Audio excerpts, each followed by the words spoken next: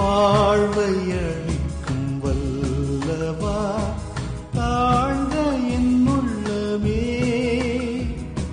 வாழ்வின் ஒளியை ஏற்றவே எழுந்து வாருமே. வாழ்வை அளிக்கும் வல்லவா, தாழ்ந்த என் உள்ளமே, வாழ்வின் ஒளியை ஏற்றவே எழுந்து வாருமே.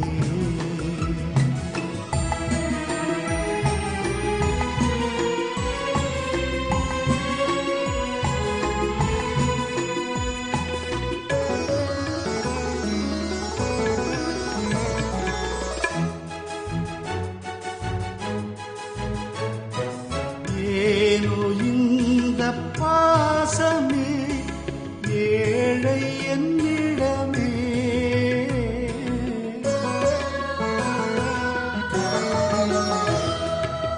ஏனோ இந்த பாசமே ஏழை என்னிடமே, எண்ணில்லாத பாவமே புரிந்த பாவிமே,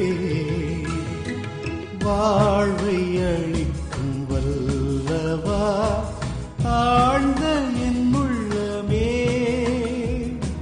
வாழ்வின் ஒளியை ஏற்றவே எழுந்து வாருமே.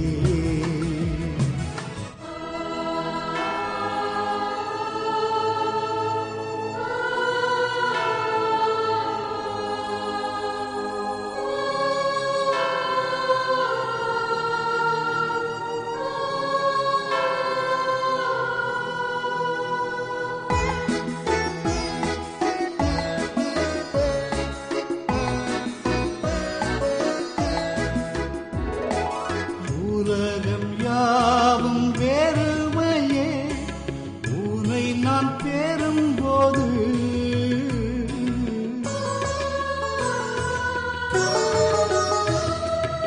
உலகம் யாவும் வெறுமையே உனை நான் பெறும்போது, உறவு என்று இல்லையே உன் உறவு வந்ததா, வாழ்வை அளிக்கும் வல்லவா, தாழ்ந்த என் உள்ளமே, வாழ்வின் ஒளியை ஏற்றவே எழுந்து வாருமே.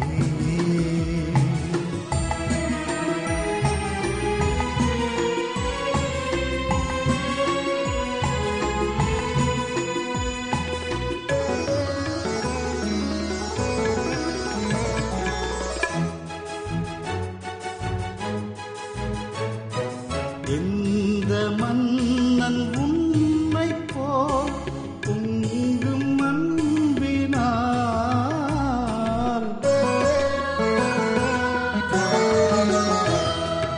எந்த மன்னன் உன்னை போல் பொங்கும் அன்பினால், வந்து எமது நடுவிலே தங்கி மகிழுவார், வாழ்வை அளிக்கும் வல்லவா, தாழ்ந்த என் உள்ளமே,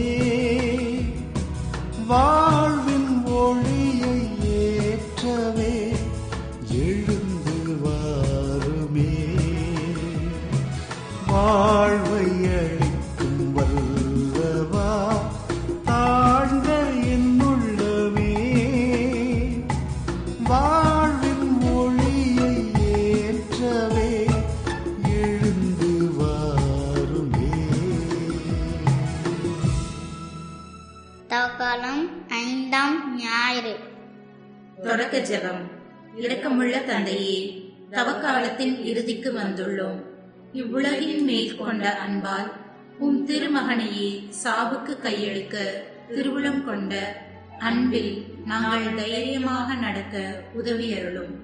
உம்மோடும் தூய ஆவியாரின் ஒன்றிப்பில் என்றென்றும் வாழ்ந்து ஆட்சி செய்கின்ற எங்கள் ஆண்டவரும் உமது திருமகனுமாகிய இயேசு கிறிஸ்துவின் பெயரால் கெஞ்சி மன்றாடுகிறோம். ஆமென். முதலாம் வாசகம்.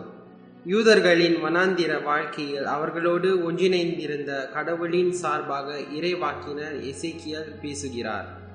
அவரது கனவில் உலர்ந்த எலும்புகள் நிறைந்த பள்ளத்தாக்கின் இடையே அவர் நிற்கிறார். அப்பட்டமான தனிமை, வாழ்வின்றி, நம்பிக்கையின்றி, எல்லாவற்றையும் இழந்த ஒரு சிறையிருப்பின் அனுபவம்.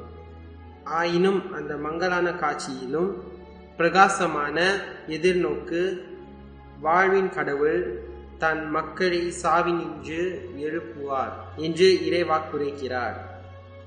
உலர்ந்த எலும்புகள் சதையோடும் இரத்தத்தோடும் எழும்பும். கடவுள் தன் ஆவியை அதனுள் செலுத்தி மீண்டும் உயிரளித்து சொந்த நாட்டில் சேர்ப்பார். இஸ்ரேலின் மறுசீரமைப்பு உறுதி செய்யப்படுகிறது. இறைவாக்கினர் எசேக்கியேல் நூலிலிருந்து வாசகம்.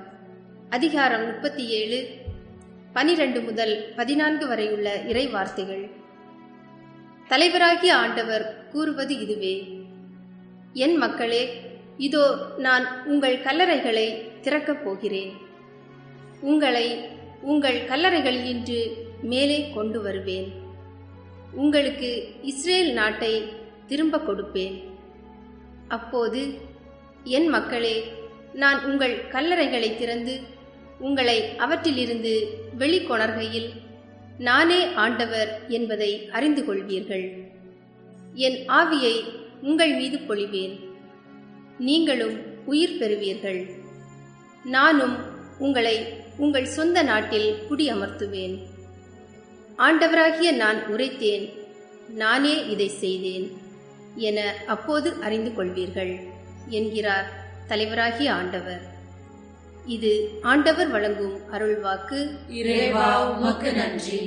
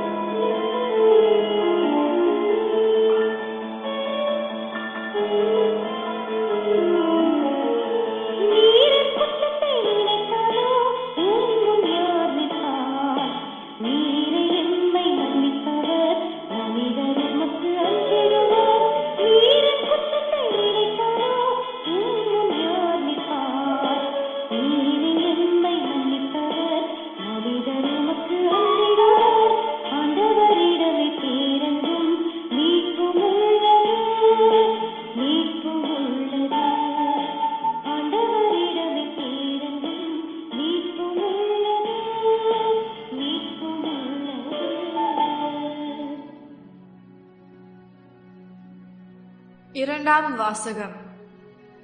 நாம் கிறிஸ்தவர்களாக இருப்பதன் தாக்கத்தை தூய பவுல் நமக்கு நினைவுபடுத்துகிறார். அது திருமுழுக்கில் தொடங்குகிறது.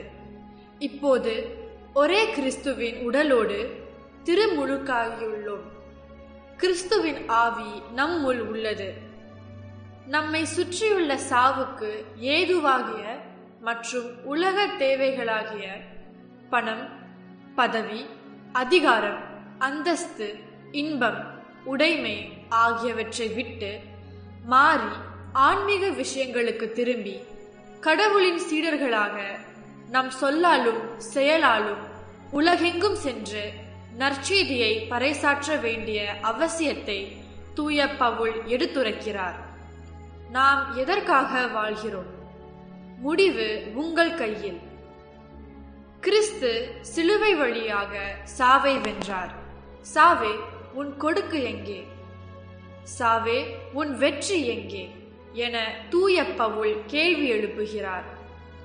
திருமுழுக்கு வழியாக நாம் உயிர்ப்பில் பங்கேற்கிறோம். நாம் நமது திருமுழுக்கு உறுதிப்பாட்டில் விசுவாசம் கொண்டிருந்தால் இறுதி நாளில் கிறிஸ்துவோடு புது வாழ்வுக்கு உயர்த்தப்படுவோம். சாவை பற்றிய அச்சம் தேவையில்லை. நமக்கு அருளப்பட்டுள்ள நிலை வாழ்வை சொந்தமாக்கிக் கொள்ள முனைவோம். திருத்தூதர் பவுல் ரோமியருக்கு எழுதிய திருமுகத்திலிருந்து வாசகம். அதிகாரம் 8, வசனங்கள் 8 முதல் 11 வரை. சகோதரர் சகோதரிகளே, ஊழியர்களுக்கு ஏற்ப வாழ்வோ கடவுளுக்கு உகந்தவர்களாய் இருக்க முடியாது. ஆனால் கடவுளின் ஆவி உங்களுக்குள் குடிக்கொண்டிருந்தால் நீங்கள் ஊழியர்பை கொண்டிராமல் ஆவிக்குரிய இயல்பை கொண்டிருப்பீர்கள். கிறிஸ்துவின் ஆவியை கொண்டிராதோ அவருக்கு உரியோர் அல்ல. பாவத்தின் விளைவாக உங்கள் உடல் செத்ததாயினும் கிறிஸ்து உங்களுள் இருந்தால் நீங்கள் கடவுளுக்கு ஏற்புடையவர்கள் ஆக்கப்படுவீர்கள். அதன் பயனாக தூய ஆவி உங்களுக்குள் உயிராய் இருக்கும். மேலும் இறந்த இயேசுவை உயிர்த்தெழ செய்தவரின் ஆவி உங்களுக்குள் குடிக்கொண்டிருந்தால் கிறிஸ்துவை உயிர்த்தெழ செய்த அவரே உங்களுக்குள் குடிக்கொண்டிருக்கும் தம் ஆவினாலே சாவுக்குரிய உங்கள் உடல்களையும் உயிர் பெற செய்வார். இது ஆண்டவர் வழங்கும் அருள்வாக்கு. இறைவா, உமக்கு நன்றி.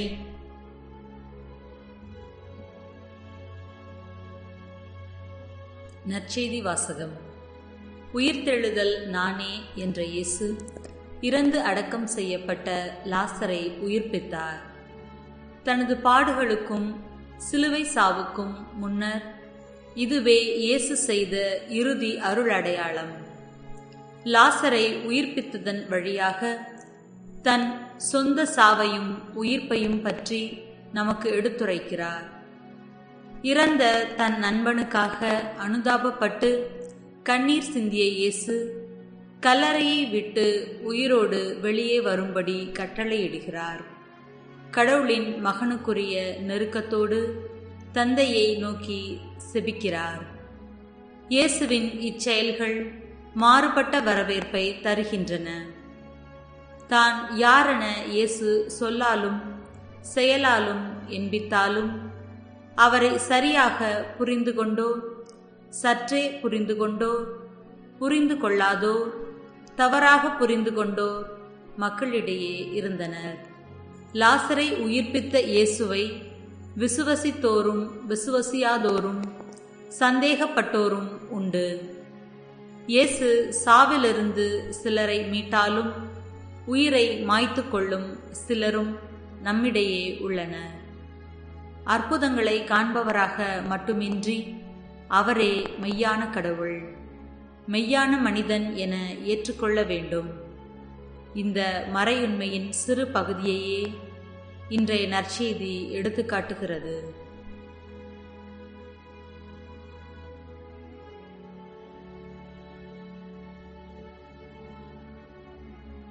யோவான் எழுதிய நற்செய்தியிலிருந்து வாசகம்.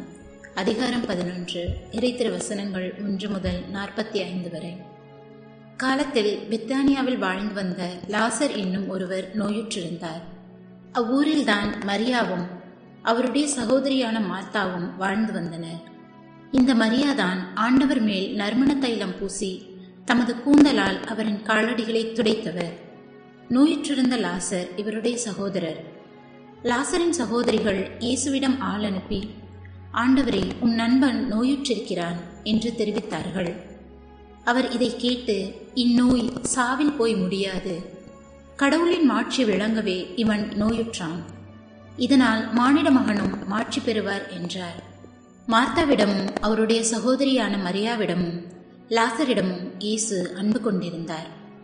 லாசர் நோயுற்றிருந்ததை கேள்விப்பட்ட பிறகு தாம் இருந்த இடத்தில் இன்னும் 2 நாள் அவர் தங்கியிருந்தார். பின்னர் தம் சீடரிடம், மீண்டும் யூதேயாவுக்கு போவோம், வாருங்கள் என்று கூறினார். அவருடைய சீடர்கள் அவரிடம், ரபி, இப்போதுதான் யூதர்கள் உம்மேல் கல்லறிய முயன்றார்கள், மீண்டும் அங்கு போகிறீரா என்று கேட்டார்கள். இயேசு மறுமொழியாக, பகலுக்கு 12 மணி நேரம் உண்டு அல்லவா? பகலில் நடப்பவர் இடறி விழுவதில்லை, ஏனெனில் பகல் ஒளியில் பார்க்க முடிகிறது.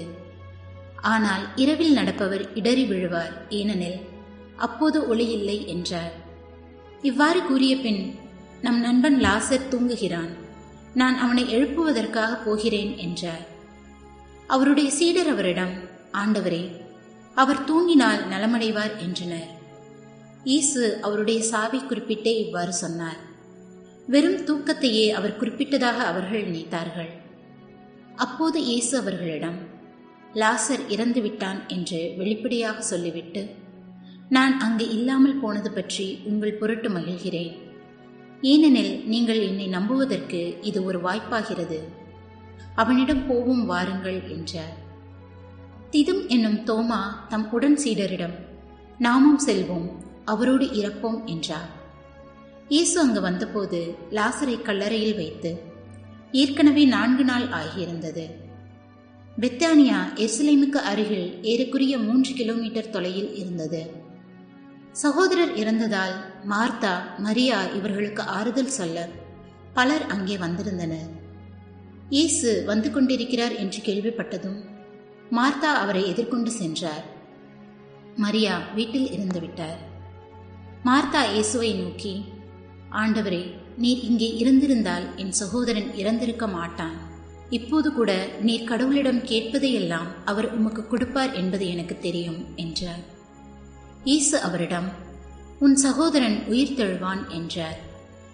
மார்த்தா அவரிடம், இறுதி நாள் உயிர் தெழுதலின் போது அவனும் உயிர் தெழுவான் என்பது எனக்கு தெரியும் என்றார். இயேசு அவரிடம், உயிர் தெழுதலும் வாழ்வும் நானே. என்னிடம் நம்பிக்கை கொள்பவர் இறப்பினும் வாழ்வார். உயிரோடு இருக்கும்போது என்னிடம் நம்பிக்கை கொள்ளும் எவரும் என்றுமே சாக மாட்டார். இதை நீ நம்புகிறாயா என்று கேட்டார். மார்த்தா அவரிடம், ஆம் ஆண்டவரே, நீரே மெசியா, நீரே இறைமகன், நீரே உலகிற்கு வரவிருந்தவர் என நம்புகிறேன் என்றார். இவ்வாறு சொன்ன பின் மார்த்தா தம் சகோதரியான மரியாவை கூப்பிடச் சென்றார். அவரிடம், போதகர் வந்துவிட்டார், உன்னை அழைக்கிறார் என்று காதோடு காதாய் சொன்னார். இதை கேட்டதும் மரியா விரைந்தெழுந்து இயேசுவிடம் சென்றார். இயேசு அதுவரையிலும் ஊருக்குள் வரவில்லை. மார்த்தா தம்மை சந்தித்த இடத்திலேயே இன்னும் இருந்தார். வீட்டில் மரியாவுக்கு ஆறுதல் சொல்லிக் கொண்டிருந்த யூதர்கள் அவர் விரைந்தெழுந்து வெளியே செல்வதைக் கண்டு அவர் அழுவதற்காக கல்லறைக்கு போகிறார் என்று எண்ணி அவர் பின்னே சென்றார்கள். இயேசு இருந்த இடத்திற்கு மரியா வந்து அவரை கண்டதும் அவர் காலில் விழுந்து, ஆண்டவரே, நீர் இங்கே இருந்திருந்தால் என் சகோதரன் இறந்திருக்க மாட்டான் என்றார். மரியா அழுவதையும் அவரோடு வந்த யூதர்கள் அழுவதையும் கண்டபோது இயேசு உள்ளங்குமுறி கலங்கி, அவனை எங்கே வைத்தீர்கள் என்று கேட்டார். அவர்கள் அவரிடம், ஆண்டவரே, வந்து பாரும் என்றார்கள். அப்போது இயேசு கண்ணீர் விட்டு அழுதார். இதை கண்ட யூதர்கள், பாருங்கள், லாசர் மேல் இவருக்கு எத்துணை அன்பு என்று பேசிக்கொண்டார்கள். ஆனால் அவர்களுள் சிலர், பார்வையற்றவருக்கு பார்வையளித்த இவரை சாகாமலிருக்க செய்ய இயலவில்லையா என்று கேட்டனர். இயேசு மீண்டும் உள்ளம் குமுறியவராய் கல்லறைக்கு அருகில் சென்றார். அது ஒரு குகை. அதை ஒரு கல் மூடியிருந்தது. கல்லை அகற்றிவிடுங்கள் என்றார் இயேசு. இறந்து போனவரின் சகோதரியான மார்த்தா அவரிடம், ஆண்டவரே, 4 நாள் ஆயிற்று, நாற்றம் அடிக்குமே என்றார். இயேசு அவரிடம், நீர் நம்பினால் கடவுளின் மாட்சிமையை காண்பாய் என நான் உன்னிடம் கூறவில்லையா என்று கேட்டார். அப்போது அவர்கள் கல்லை அகற்றினார்கள். இயேசு அண்ணாந்து பார்த்து, தந்தையே, நீர் என் வேண்டுதலுக்கு செவிசாய்த்ததற்காக உமக்கு நன்றி கூறுகிறேன். நீர் எப்போதும் என் வேண்டுதலுக்கு செவிசாய்க்கிறீர் என்பது எனக்கு தெரியும். எனினும் நீரே என்னை அனுப்பினீர் என்று சூழ்ந்து நிற்கும் இக்கூட்டம் நம்பும் பொருட்டே இப்படி சொன்னேன் என்று கூறினார். இவ்வாறு சொன்னபின் இயேசு உரத்த குரலில், லாசரே, வெளியே வா என்று கூப்பிட்டார். இறந்தவர் உயிரோடு வெளியே வந்தார். அவருடைய கால்களும் கைகளும் துணியால் சுற்றப்பட்டிருந்தன. முகத்தில் துணி சுற்றப்பட்டிருந்தது. கட்டுகளை அவிழ்த்து அவனை போக விடுங்கள் என்று இயேசு அவர்களிடம் கூறினார். மரியாவிடம் வந்திருந்த யூதர் பலர் இயேசு செய்ததைக் கண்டு அவரை நம்பினர். இது கிறிஸ்து வழங்கும் வாழ்வு தரும் நற்செய்தி. கிறிஸ்துவே உமக்கு புகழ். தவக்காலத்தின் 5ஆம் ஞாயிறு. இன்றைய தினத்திலே இறை வார்த்தை இறப்பையும் உயிர்ப்பையும் சேர்த்து சொல்லுகின்றது. முதலாம் வாசகத்திலே எசேக்கியல் நமக்கு கல்லறைகள் இருப்பதாகவும் ஆண்டவர் நம் கல்லறைகளை திறந்து நம்மை வெளியே கொண்டு வந்து தம்முடைய ஆவியை நமக்குள்ளே ஊற்றி நமக்கு வாழ்வு தரப்போவதாகவும் சொல்லுகின்றார். இவ்வாறு வாழ்வு தரப்பட்ட நாம் நமக்கென தரப்பட்ட நாட்டிலே குடியமர்த்தப் போவதாகவும் அவர் வாக்குரை கூறுகின்றார்.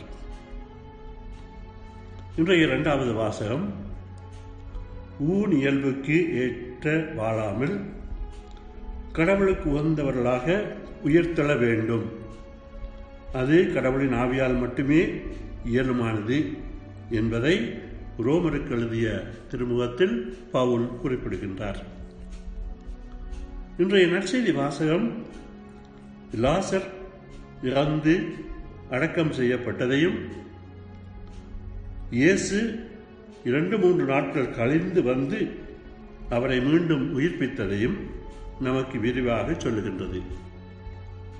இந்த 3 வாசகங்களையும் நாம் ஒன்றாக சேர்த்து பார்க்கும்போது இறப்பும் உயிர்ப்பும் இருக்கின்றதை நாம் காண்கின்றோம். வாழும் போதே நமக்கு ஒரு கல்லறையா? எசேக்கியேல் அதை சொல்லுகின்றார். உங்களை உங்கள் கல்லறைகளிலே நின்று ஆண்டவர் எழுப்புவார். வாழும்போது கல்லறை என்று சொல்லப்படுவது வாழும்போதே பாவத்துக்குள்ளே வாழ்வதைத்தான் குறிக்கின்றது. ஆகவே இந்த பாவம் என்றால் என்ன? பாவம் என்பது வானக தந்தையை மறந்து தன்னுடைய சுயநலத்துக்குள்ளே நுழைவதுதான் பாவம். ஆகவே இந்த சுயநலத்தில் இருந்து வானக தந்தையிடம் மீண்டும் எழுப்பப்பட வேண்டும் என்று சொன்னால் தூய ஆவியார் தான் அதை செய்ய முடியும் ஒருவருக்கு. ஆகவே தூய ஆவியாரால் பாவத்திலே இருந்து எழும்பும் ஒருவர் உயிர் வருகின்றார். அவர் வானகத்தந்தை தரும் நாட்டிலே குடியமர்த்தப்படுகின்றார். இந்த நாடு விண்ணகம். ஜெருசலம் என்று சொல்லப்படுகின்ற அந்த இடம், பலஸ்தீனா என்ற நாடு, இவையெல்லாம் வானக அரசையும் அந்த மோட்ச நிலையையும் குறிக்கின்ற சொற்கள்.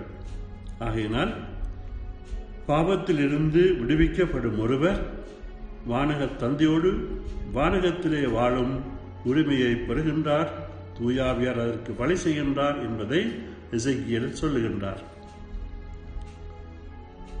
ரோமருக்கு எழுதிய திருமுகத்திலே பவுல் தன்னுடைய அனுபவத்தை சொல்லுகின்றார். ஊன் இயல்புக்கு ஏற்ப வாழாமல் கடவுளுக்கு உரிய வாழ்க்கை. அவர் அப்படி வாழ்ந்தவர். ஊன் இயல்புக்கு ஏற்ற விதமாக சட்டத்தரணியாக இருந்தவர், சட்டத்தை தூக்கி பிடித்தவர், கடவுளுடைய அன்பையும் இரக்கத்தையும் தெரியாதிருந்தவர். மனமாற்றத்தின் பின்னால் சட்டத்தை தூக்கி எறிந்துவிட்டு கடவுளுடைய இரக்கத்தையும் அவருடைய அன்பையும் உலகெல்லாம் பரப்புவதற்காக பயணங்கள் பல மேற்கொண்டார். ஆகவே ஊன் இயல்புக்கு ஏற்ப வாழாமல் கடவுளுக்கு ஏற்ற விதமாக அவர் வாழ்ந்தார், உயிர் பெற்றார். லாசர் இறந்தார். இயேசுவுக்கு மிகவும் பிரியமானவர், நண்பன். அத்தகைய ஒரு நண்பன் மட்டிலே இயேசு அழுதார் என்றும் நாம் வாசிக்கின்றோம். அந்த லாசருக்கு வாழ்வு கொடுக்கும்போது சகோதரிகள் சந்தேகப்பட்டார்கள். நாருமே நாற்றமடிக்குமே உடல் என்றெல்லாம் சொன்னார்கள். நம்ப சொன்னார். நம்பும்போது சாவிலே இருந்து அவருக்கு வாழ்வை கொடுத்தார். பின்னிட்ட காலத்திலே இவர் ஒரு ஆயராகி பல இடங்களிலே சென்று பணிபுரிந்தார் என்று வரலாறு சொல்லுகின்றது. ஆகையினால் இந்த தவ காலத்திலே நமக்கு என்ன கிடைக்கின்றது என்று சொன்னால், இந்த ஞாயிறு தினத்திலே நாமும் இந்த பாவ நிலையில இருந்து எழும்பி வானகத் தந்தையின் வாழ்வுக்குள்ளே நுழைய வேண்டும் என்பதை அழுத்தி சொல்லுகின்றது. இத்தகைய வாழ்வுக்கு நீங்களும் நானும் ஆயத்தமா என்று சிந்திப்போம், செயல்படுவோம். சிந்திப்போம். நாம் வாசிக்க கேட்ட இறை வார்த்தைகளில் நம் மனதை தொட்டவைகளை பற்றி குடும்பத்தினரோடு பகிர்ந்து கொள்வோம். எமது குடும்பத்திற்கு புது வாழ்வளித்த எமது குடும்ப நபரின் செயலை குடும்பமாக பகிர்வோம். எமக்கு புது வாழ்வளித்த நாங்கள் கேட்ட படித்த மறையுரையை குடும்பத்தாருடன் பகிர்வோம். நாம் வாழ்வளிக்கும் குடும்பமாக எப்படி மாறலாம் என மற்றவருடன் பகிர்வோம். நம் வாழ்விற்காக நாம் அன்பு, அமைதி, மகிழ்ச்சி, நீதி, சமாதானம் நிறைந்த புது வாழ்வை பெற தந்தையாம் கடவுள் விரும்புகிறார். கிறிஸ்து இயேசுவில் விசுவாசம் கொண்ட அனைவருக்கும் இப்புது வாழ்வு அளிக்கப்படுகிறது. அளிக்கப்படுவதை மனப்பூர்வமாக தேர்ந்தெடுப்போம். நற்செயல் புரிவோம். எமது சொந்தங்களை எங்கள் குடும்ப பகிர்வுக்கு அழைப்போம். இறுதி ஜெபம். இயேசு ஆண்டவரே, எங்களுக்கு முழு வாழ்வளிக்க வந்தீர் என்பதற்கு அடையாளமாக லாசரை உயிர்வித்தீரே. உமது அருள் அடையாளங்களால் புத்துயிர் பெறும் எங்களை சாவிலிருந்து மீட்டு தீய ஆவிகளிடமிருந்து விடுவித்தலும் உமது தூய ஆவியால் புது வாழ்வளித்து உம்மோடு என்றும் வாழ விசுவாசத்தையும் நம்பிக்கையும் அன்பையும் அளித்து உயிர்ப்பின் மகிமையை பகிர வரமருளும். என்றென்றும் வாழ்ந்து ஆட்சி செய்பவர் நீரே. ஆமென்.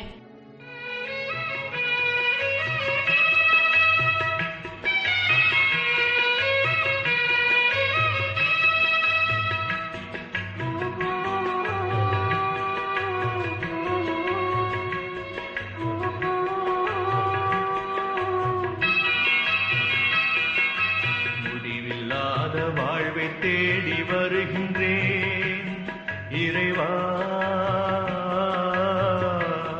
உன் முன்னிலையில் மண்டியிட்டு கிடக்கின்றேன் ஏசையா. முடிவில்லாத வாழ்வை தேடி வருகின்றேன். முடிவில்லாத வாழ்வை தேடி வருகின்றேன் இறைவா,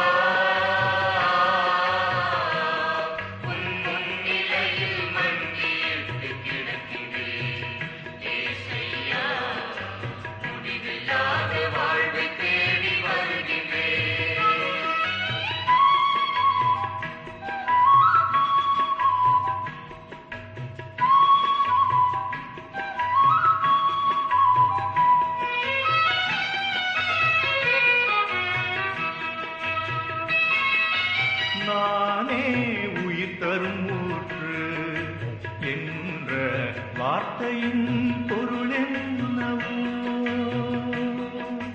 நானே உயிர் தரும் ஊற்று என்ற வார்த்தையின் பொருள் என்னவோ? ஊற்றில் பருகும் எனக்கென்றும் இறப்பில்லையோ, இருளில்லையோ, தாகம் இல்லையோ. முடிவில்லாத வாழ்வை தேடி வருகின்றேன் இறைவா, உன் முன்னிலையில் மண்டியிட்டு கிடக்கின்றேன். ஏசையா, முடிவில்லாத வாழ்வை தேடி வருகின்றேன்.